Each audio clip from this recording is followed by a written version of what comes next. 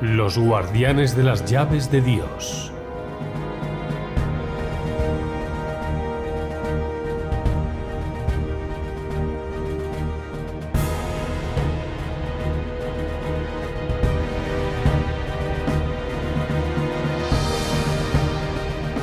Episodio 1. Los primeros papas.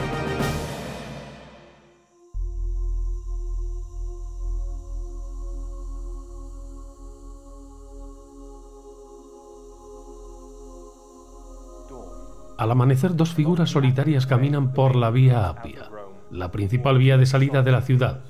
Son un anciano que refleja en su rostro el cansancio y las huellas de la historia, y un joven que le sirve de guía y en quien el anciano deposita toda su confianza. Huyen de los terribles sucesos que sacuden Roma esos días, como consecuencia de la persecución contra los cristianos ordenada por el emperador del momento, Nerón.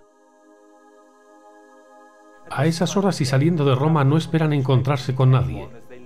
Por eso, el anciano le llama la atención una figura enigmática envuelta en un halo de luz que avanza hacia ellos. A medida que se acerca, el anciano puede entrever la figura de un hombre, de alguien que le resulta conocido. De repente, lleno de temor, el anciano se arrodilla hasta tocar con la cabeza en el suelo ante el estupor del joven, que no es capaz de distinguir nada ni de comprender la actitud de su maestro. El anciano eleva los ojos y pregunta a la figura: «¿Quo vadis, Domine?». El extraño le responde con una sonrisa: «Como tú abandonas Roma, yo vuelvo a ella para que me crucifiquen de nuevo». Tras unos segundos la figura se desvanece, pero el anciano permanece en tierra llorando. Por fin se levanta y ordena a su joven discípulo Nazario regresar a Roma inmediatamente. El anciano no es otro que Simón Pedro, discípulo de Jesús y que la historia conocerá como San Pedro. El extraño viajero que se encontró en su camino no era otro que su maestro, Jesucristo.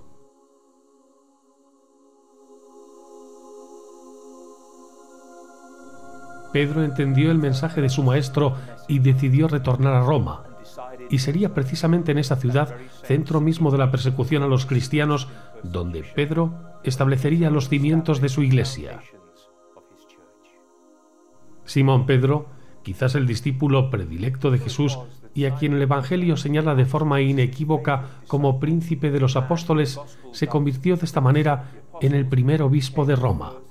El hecho es incontestable, ya que aunque no existan pruebas directas escritas de su ejercicio como obispo, la tradición se ha mostrado siempre unánime y firme en tal sentido.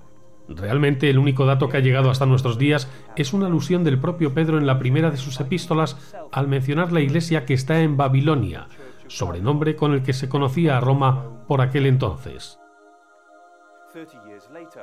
30 años después, el cronista Clemente Romano, en su carta a los Corintios, mencionaría también los tiempos en los que Pedro y Pablo estaban entre nosotros en Roma. Otra prueba más de la posible presencia de Pedro en Roma la encontramos en el testimonio del presbítero Gallo, quien en el año 200 de nuestra era hablaría de las tumbas de los apóstoles en la ciudad del Tíber, situando la de Pablo en el camino de Ostia y la de Pedro en la misma colina del Vaticano. Si bien hoy en día parece haber consenso entre los estudiosos de la historia de la Iglesia respecto de que Pedro no fundó literalmente la Iglesia en Roma, de lo que no cabe duda es que Pedro sí residió y ejerció labor pastoral en esa ciudad. Pero, ¿fue Pedro realmente el primer papa? Pedro fue, de hecho, según los historiadores, el primer obispo de Roma, ya que en tiempos de Pedro no existía la figura del Papa como la conocemos hoy. Fue, eso sí, con toda seguridad, el primer obispo de Roma, de eso no hay ninguna duda. Mas cuando nos referimos a esta iglesia de la que estamos hablando, cristiana, católica, estamos hablando de Pablo, no de Pedro. En el año 325, en el siglo IV, en el concilio de Nicea con Constantino, Esta forma de cristianismo primitivo se autodenominaba paulinismo y se llamaba así, y no catolicismo, porque fue, de hecho, Pablo el gran creador de esta iglesia que hoy conocemos como Iglesia Católica, Apostólica y Romana. Así que fue él el gran creador, pero no Pedro. Que hoje conhecemos como Igreja Católica Apostólica Romana. Foi Paulo o grande criador, não foi Pedro, foi Paulo. No obstante, para los historiadores, según los primeros escritos cristianos de la época, había a finales del siglo I y durante todo el siglo II dos lugares de peregrinación en dos tumbas.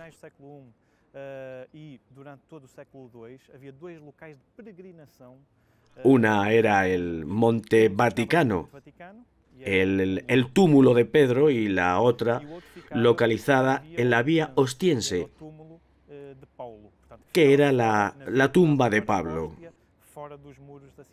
Esta última estaba en la vía que iba para Ostia, fuera de los muros de la ciudad de Roma.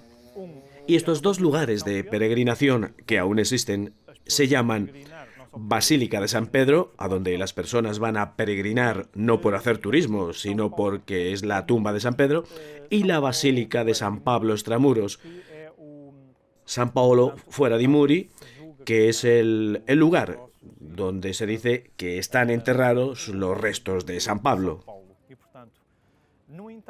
No obstante, en investigaciones recientes, hay historiadores que defienden que no había un único Pablo, sino que en realidad había dos, porque los Hechos de los Apóstoles y las epístolas de San Pablo fueron escritas, argumentan, por dos personas diferentes. Esto nos lleva a la conclusión de que todas las teorías son válidas y ninguna lo es. Si dijéramos Iglesia de Pablo, sería correcto. Y si se dijera Iglesia de Pedro, también sería correcto. Tampoco podemos afirmar categóricamente que haya dos Pablos o un Pablo. Todos tienen razón y nadie la tiene. Lo que sí es cierto es que no tenemos la seguridad si hubo un solo Pablo o hubo dos. Desde luego, lo que sí es seguro es que Pedro ejerció como vicario de Cristo y como cabeza de los demás apóstoles y de la Iglesia naciente, aunque muy lejos todavía del estereotipo que sugiere hoy la figura de un pontífice, ya que sería más bien algo parecido a lo que hoy entendemos como un predicador itinerante y que un día del año 43 llegó a la capital del imperio y tomó contacto con la población judía. A partir de ese momento nada se puede documentar con seguridad, ni la fecha de su llegada ni su forma de vida.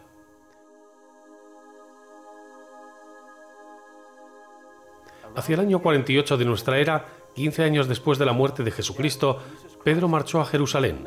Allí se encontró con Pablo y con Bernabé, llegados desde la región turca de Antioquía, y con Santiago y Juan, que habían permanecido en el país, así también como con algunos otros cristianos. Fue esta una reunión importante, nada menos que el primer concilio en el que se iba a abordar el problema de la admisión de los no judíos en la comunidad cristiana, los llamados gentiles. Estos, para hacerse cristianos, no tendrían que pasar obligatoriamente por la circuncisión y las costumbres rituales del judaísmo. Las discusiones fueron extremadamente tensas y en algún momento Pablo llegó a enfrentarse a Pedro con vehemencia a causa de la ambigua posición de éste respecto a determinados aspectos de los temas que se estaban tratando.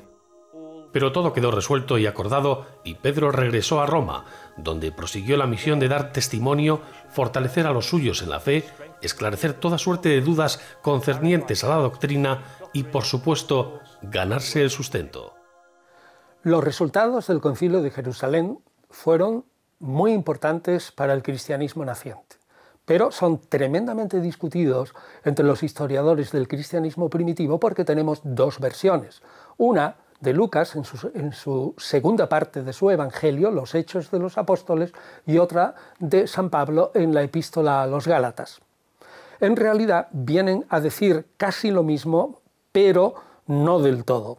Probablemente lo que pasó fue que Pablo ascendió voluntariamente, subió desde Antioquía a Jerusalén para recibir el refrendo de la Iglesia Madre de Jerusalén a su Evangelio para los paganos, que estaba libre de cumplir la ley de Moisés. Es decir, los paganos se salvaban creyendo en Jesucristo sin cumplir las normas alimentarias estrictas de la ley de Moisés y sin necesidad de circuncidarse. Pero el problema está en que, según los Hechos de los Apóstoles, hubo una carta en la que se imponían a los gentiles ciertas normas. Por ejemplo, aunque no se circuncidaran, que se abstuvieran de carne sofocada o de la sangre de la carne. Sin embargo, San Pablo dice que no hubo nada. Parece ser que San Pablo en Jerusalén se llevó el gato al agua y que no le impusieron nada, y que el resultado aparentemente fue una victoria de Pablo. Sin embargo, eso no fue así. Probablemente después se dio la vuelta y los rigoristas de la Iglesia de Jerusalén triunfaron y quisieron provocar una escisión terrible entre los convertidos por Pablo, aquellos que querían seguir sin la ley de Moisés y aquellos que se volvían a la ley de Moisés. Por suerte, creo que triunfó a la larga la tendencia paulina. Un buen día, hacia el año 67, Nerón, buscando víctimas propiciatorias a las que culpar por el incendio de la ciudad de Roma, tomó la terrible decisión de sacrificar a cristianos para desviar así la atención de un pueblo cada vez más descontento con su emperador y sus extrañas costumbres.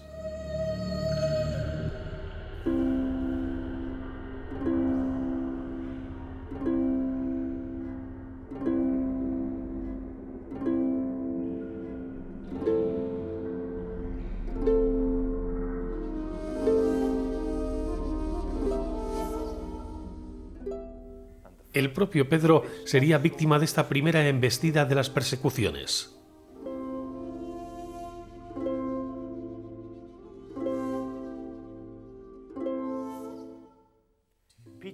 Cuenta la tradición que el martirio estipulado para Pedro era el de la crucifixión, pero este, alegando no ser digno de morir como Jesucristo, pidió que le crucificaran boca abajo.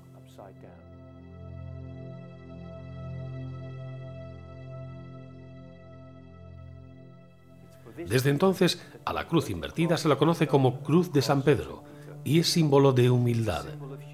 Así aparece también representada en la silla papal. Hoy en día es comúnmente aceptado que la figura más emblemática en los primeros tiempos de la Iglesia fue la de San Pedro, pero a menudo se olvida al otro gran patriarca de nuestra Iglesia, Pablo de Tarso o San Pablo, como es conocido por toda la cristiandad.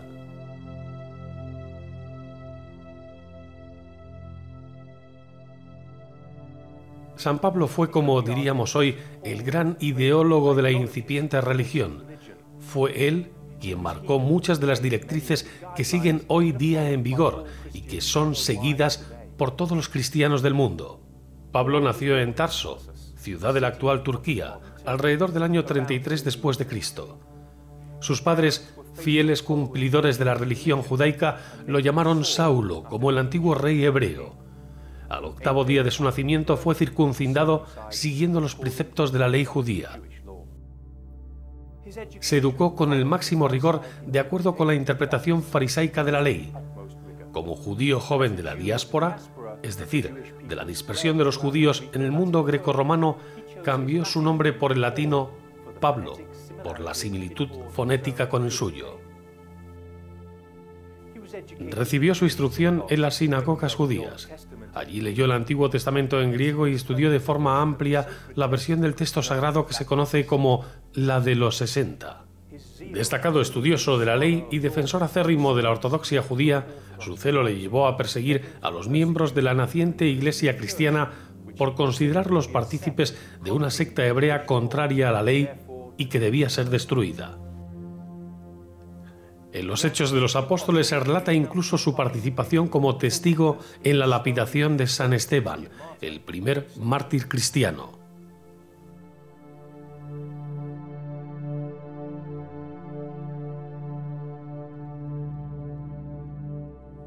Sin embargo, Pablo se convirtió al cristianismo tras experimentar una visión de Cristo durante un viaje desde Jerusalén a Damasco, hacia donde se dirigía para apresar allí a los judíos que se habían hecho cristianos y llevarlos a Jerusalén para que fueran juzgados y asesinados.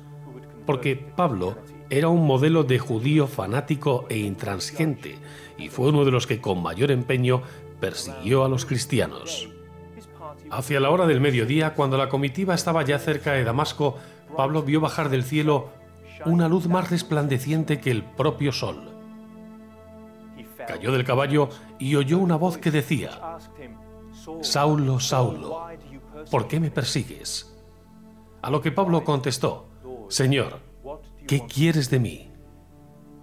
Esto ocurrió sin que los que le acompañaban vieran ni oyeran nada especial, a pesar de que sí percibieron que su amigo le estaba ocurriendo algo extraño y que parecía estar hablando con una aparición. Aquella intervención divina sirvió para convencer a Saulo de que el tal Cristo al que él perseguía era de verdad el Mesías anunciado.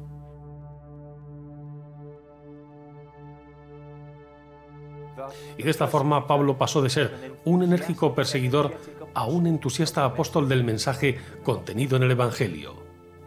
Se trasladó entonces a Jerusalén, donde conoció a Pedro y a Santiago, discípulos de Cristo, en cuya compañía evangelizó. Pero hostigado por los helenistas, huye a Cesarea para regresar luego a su ciudad natal, Tarso. Predicó en Antioquía en compañía de Bernabé, donde fundó distintas comunidades cristianas. Proyectó su evangelización a Grecia, Italia y todo el Asia Menor.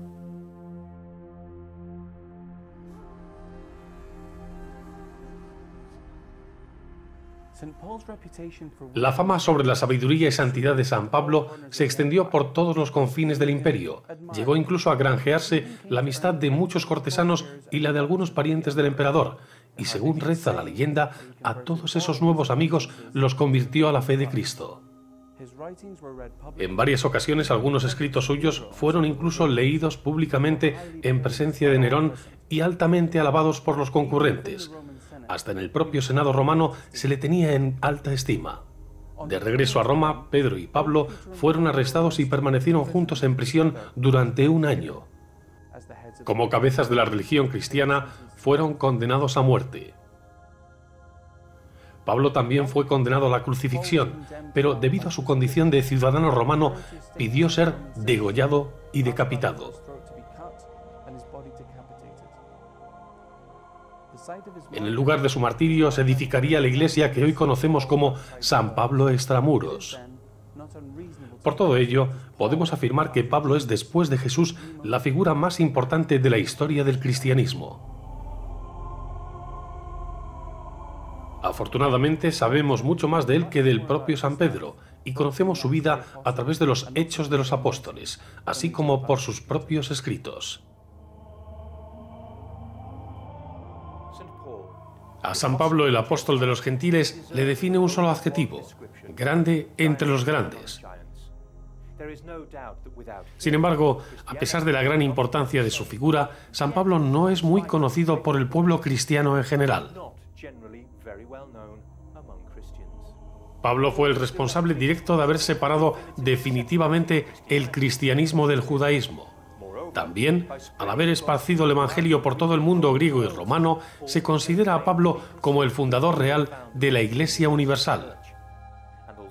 Recibe frecuentemente el calificativo de apóstol, aunque en realidad nunca conociera personalmente a Jesús. Sin embargo, estos dos apóstoles, tan distintos en su personalidad y en el desarrollo de su labor misionera, coincidieron en lo fundamental, tanto en la vida como en la muerte. Ambos eran dos enamorados de Cristo y de su mensaje. Lo expresaban de manera distinta, pero lo sentían con la misma fuerza. Si uno, Pedro, había sido elegido como roca y era la cabeza de la Iglesia, el otro, Pablo, fue un activo predicador del Evangelio, difusor inigualable de la doctrina de Cristo y verdadero padre de la espiritualidad y la teología cristianas.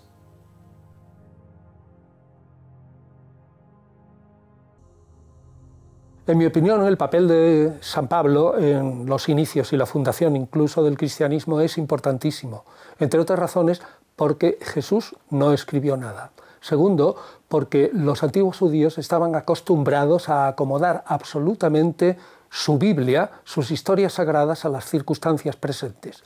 Pablo lo que hizo fue reinterpretar, repensar a Jesús, acomodar el mensaje de Jesús desde un mesianismo puramente judío a un redentor universal que cupiera dentro de las ansias de salvación que tenían todas las gentes en el Imperio Romano. Para ello tuvo que hacer transformaciones muy serias, como por ejemplo desjudaizar en parte a Jesús y aumentar las posibilidades del estrecho nacionalismo que tenían los mesías judíos de la época. Pero lo cierto es que la oferta de Pablo fue absolutamente fantástica, porque consiguió que todos aquellos temerosos de Dios, es decir, los que veían con buen ojos el cristianismo, vieran cómo se le eliminaban todas las fronteras para ser adoradores de un Dios único y obtener la salvación. A saber, se les eliminaba la obligación de cumplir estrictamente la ley de Moisés y de circuncidarse. Eso fue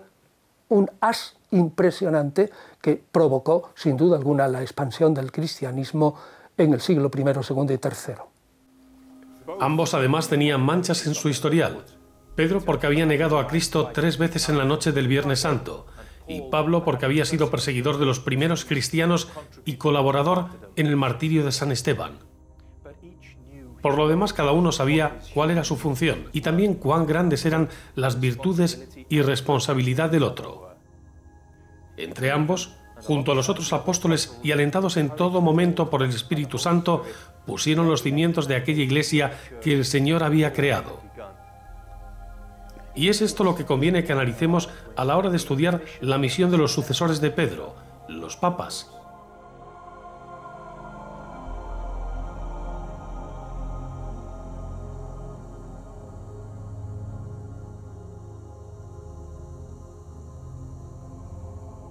Tras la muerte de Pedro, el designado para la sucesión al frente de la incipiente comunidad cristiana fue Lino de Volterra, o como le conociera la historia, el Papa Lino.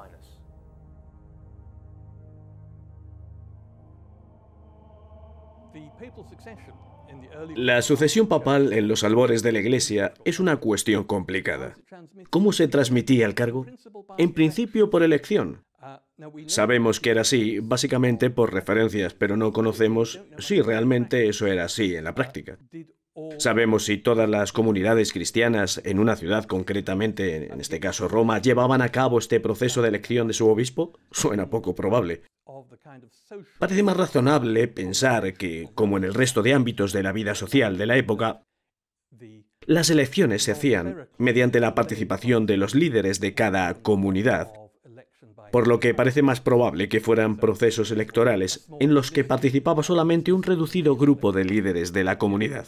¿Cómo se podría hacer esto en la práctica? Y particularmente en una época en la que la comunidad cristiana era perseguida y amenazada por el Estado romano, pienso que en estos primeros siglos lo más lógico es decir que los procesos de elección se realizaban mediante un simple acuerdo interno entre los líderes de las comunidades cristianas, porque los cristianos estaban ocultos, escondidos. Es cierto que hubo un corto periodo de tiempo, hacia el siglo III después de Cristo, en el que sí conocimos un ejemplo de elección formal del obispo de Roma, llevado a cabo por un grupo de sacerdotes ancianos.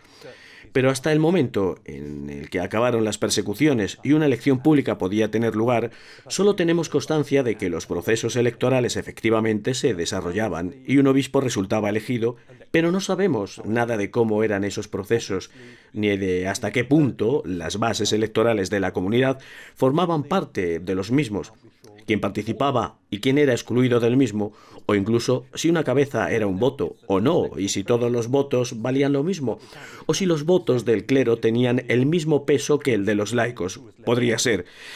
Creo incluso que debía ser así, que un voto de un miembro del clero tuviera más valor que el voto de un laico.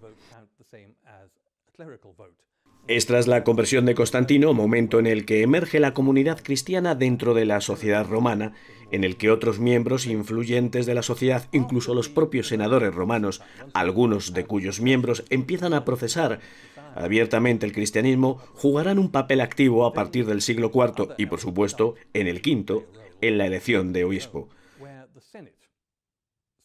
Ciertamente no conocemos a fondo los mecanismos de esos procesos electorales, pero es inevitable pensar que los miembros más influyentes desde un punto de vista social y político de una comunidad jugarán necesariamente un papel protagonista en dichos procesos electorales. Es por eso que es una cuestión compleja, que además fue transformándose a lo largo del tiempo. Sabemos que los procesos de elección se realizaban, pero desconocemos la intervención de las distintas fuerzas sociales en dichos procesos, que sin duda fueron cambiando a lo largo de los siglos, incluso hasta nuestros días, hasta que obviamente el proceso fue depositado íntegramente en manos del Colegio Cardenalicio y así continúa hasta el presente. No hay muchos datos acerca de la vida de Lino, si bien se cree que fue ordenado obispo y sucesor por Pedro mediante testamento. Dirigió la Iglesia en una etapa muy difícil, acosada y sometida constantemente a persecuciones por los romanos que todavía consideraban a los cristianos miembros de una secta judía. A Lino, que regiría los destinos de la Iglesia entre los años 67 y 76 de nuestra era, se le atribuye la creación de los primeros 15 obispados, base de la jerarquía eclesiástica que perdura hasta nuestros días. Lino moriría finalmente en el año 76, probablemente martirizado. Su recuerdo cayó en el olvido hasta el punto de que incluso para el historiador Tertuliano, el segundo papa no fue Lino, habría sido Cleto.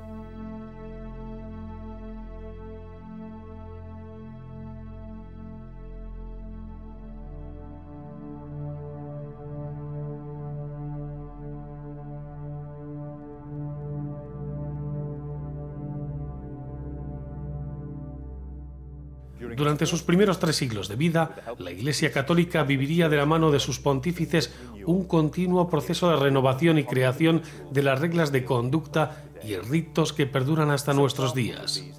El propio Cleto instauró los hábitos eclesiásticos. El Papa Clemente instituyó la palabra amén tras las oraciones. San Evaristo, que creó las 7 diaconías que darían lugar al Colegio Cardenalicio. San Alejandro I, que impuso la bendición mediante agua bendita, o San Sotero, que instituyó el matrimonio como un sacramento religioso. Durante sus primeros siglos como institución, los cristianos no solo tenían que preocuparse de establecer los ritos y procedimientos por los que regir su culto. Problemas más graves les acuciaban.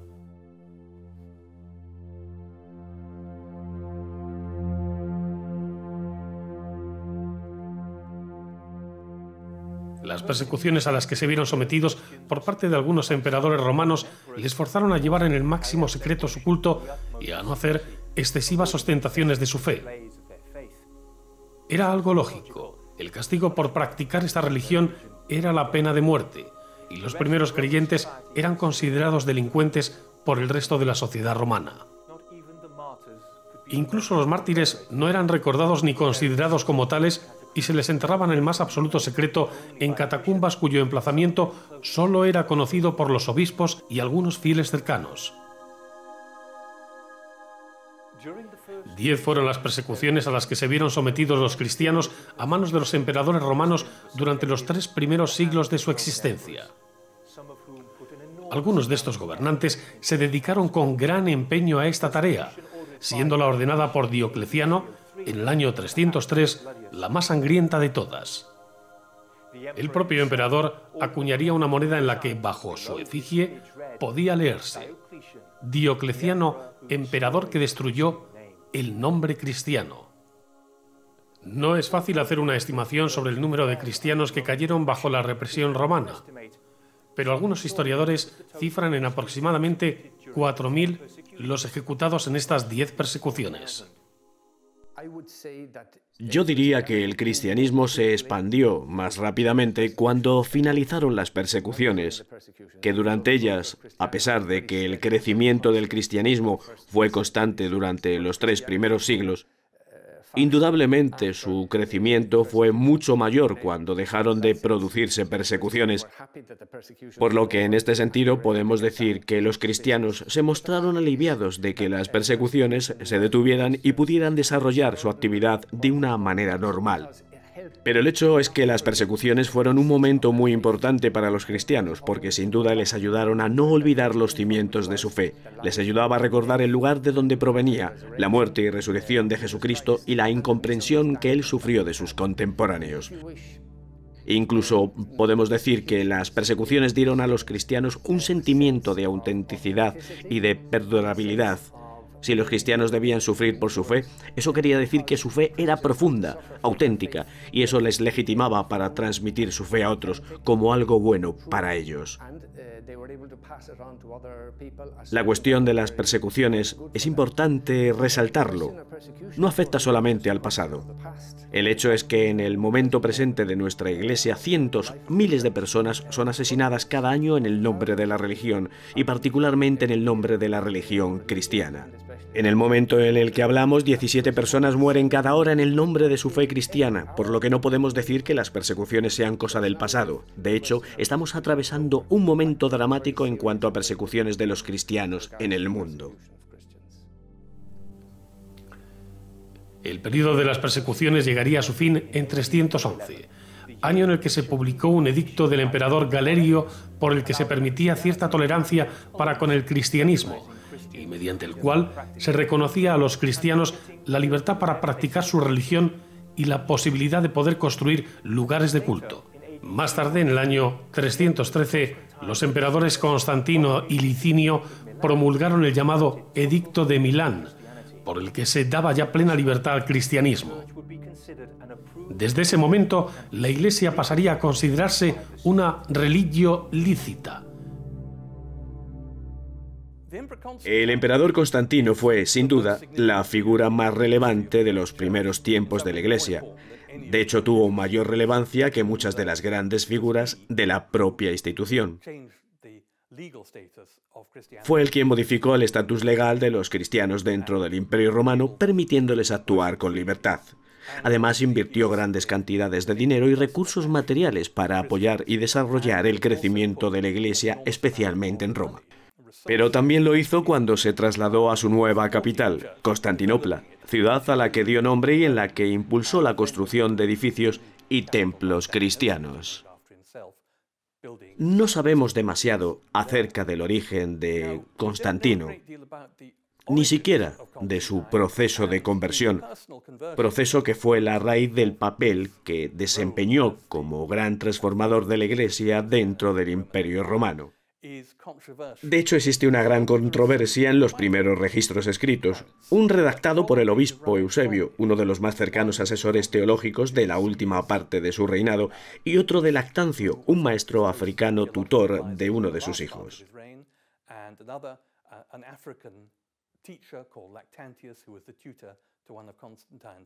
Contamos, por tanto, con registros directos del propio Constantino o de su círculo más íntimo que, sin embargo, aportan una visión contradictoria.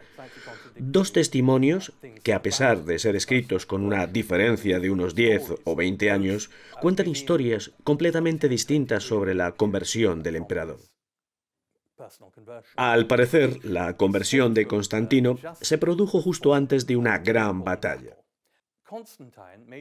Tras la misma, librada contra Magencio, que gobernaba sobre las provincias de Italia y África.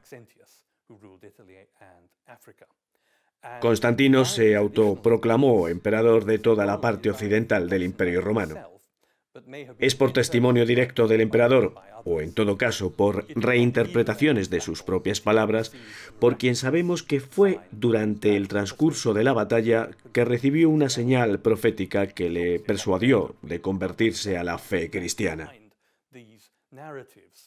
Obviamente, no podemos volver atrás, al tiempo en el que esos testimonios se escribieron, pero todo apunta a que fue al vencer a Magencio que tuvo que cruzar el Tíber huyendo de la batalla. Y tras conquistar Roma, cuando él, viéndose a sí mismo como el emperador más poderoso del todavía dividido imperio, fue capaz de persuadir a uno de los dos rivales del Imperio de Oriente de que debía imponerse un cierto grado de tolerancia para con los cristianos en esa parte del imperio. De hecho, fue tras su victoria sobre el emperador Licinio, quien finalmente gobernaría en el Imperio Oriental, cuando se convirtió en emperador de los imperios unificados de Oriente y Occidente en el año 324. Fue en esa primera gran reunificación del imperio en la que Constantino pudo aplicar su política religiosa en todo el territorio. Fue también una figura particularmente importante en la historia del papado por la construcción de grandes basílicas en Roma, que apenas han llegado intactas hasta nuestros días, pero de las que sí encontramos vestigios debajo de las actuales o incluso ruinas que todavía hoy pueden ser visitadas. Es un error común pensar que fue él quien construyó esos enormes edificios para proveer de un lugar de culto a sus seguidores cristianos. Eran más bien diseñados como lugares de tributo del propio Constantino hacia su nuevo dios. No fueron construidos para beneficio de otros. El pueblo podía utilizarlos, pero no era la idea original para la que fueron construidos. No fueron erigidos en los centros de las ciudades, y a pesar de que muchos dicen que esto era debido a la resistencia que oponían los senadores paganos de Roma, ciudad que en la aristocracia de la época era totalmente pagana, se erigieran templos cristianos. Pero esta teoría, como digo, es bastante improbable. Hay que entender que muchas de estas basílicas eran también importantes centros de enterramiento, en un principio para Constantino y su familia, pero que con el tiempo se convirtieron en lugares de enterramiento para la comunidad cristiana.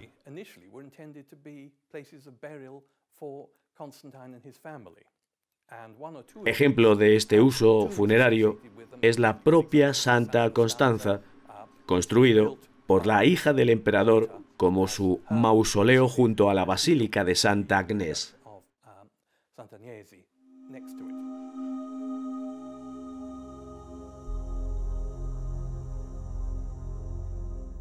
Sin embargo, aunque la situación de los creyentes en Roma se había normalizado, en diversas partes del vasto imperio romano, que recordemos abarcaba desde las tierras de Hispania hasta la frontera con Persia, se siguió acosando fuertemente al cristianismo.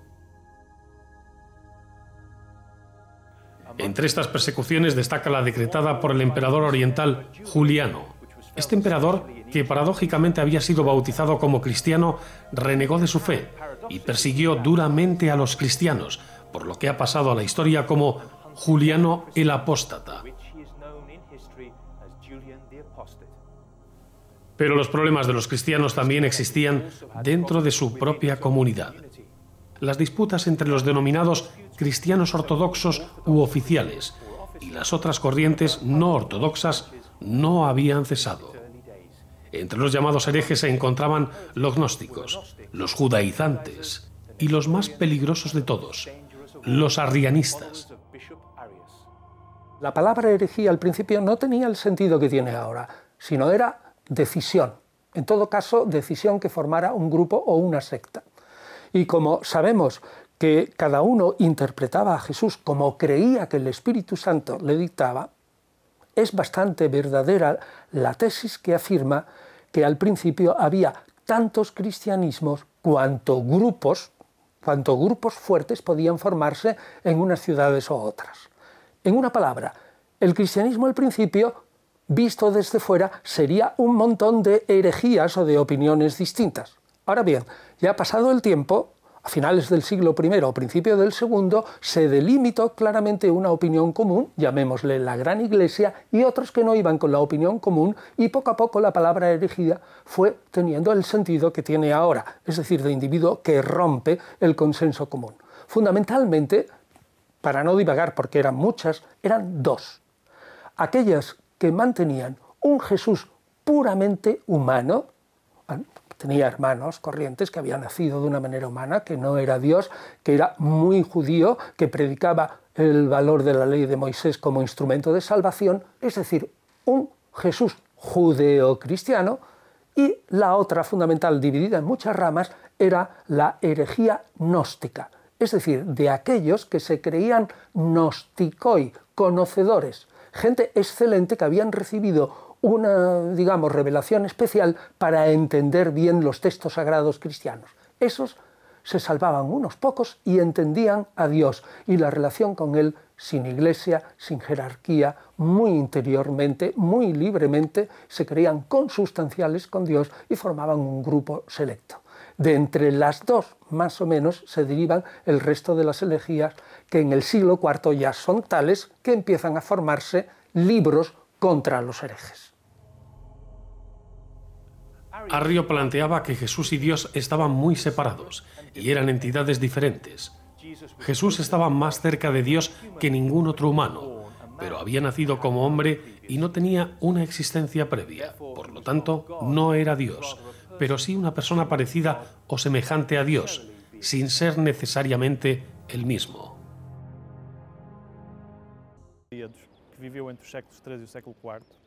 Arrio fue un presbítero de Alejandría que vivió entre el siglo III y el siglo IV y fundador y precursor de la corriente o que conocemos como arrianismo.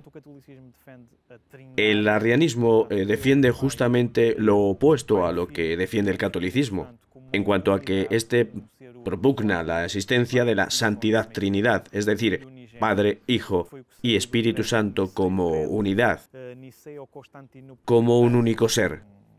El Padre y el Hijo son la misma esencia, según se exponía en el Credo de Nicea, que fue desarrollado para explicar la Trinidad. El citado credo fue adoptado por todas las iglesias cristianas, las ortodoxas y las católicas que estuvieron presentes en este concilio que se llevó a cabo en el año 325. En el mismo se adoptó la idea de que Jesús era, por un lado, materia del Padre y, por otro lado, Él era el propio Padre, que es lo que defiende el catolicismo. Arrio, fundador del arrianismo, planteaba, sin embargo, una cosa completamente diferente. Defendía que el Padre, en este caso Dios, era una entidad y el Hijo, Jesús, era otra completamente diferente. Defendía además que fue Dios, el Padre, el que creó al Hijo. Dios, en este caso Jesucristo, no es cosustancial al Padre, no está hecho de la misma esencia de Dios Padre. Lo que es lo mismo, Jesucristo no es Dios, es alguien importantísimo, alguien extraordinario. Esta doctrina fue considerada herética después del Concilio de Nicea y fue una discusión que se mantuvo durante cierto tiempo. Mientras que el arrianismo era contrario a esta tesis. El catolicismo defendía la igualdad de ambas entidades y fue finalmente la posición del catolicismo la triunfadora.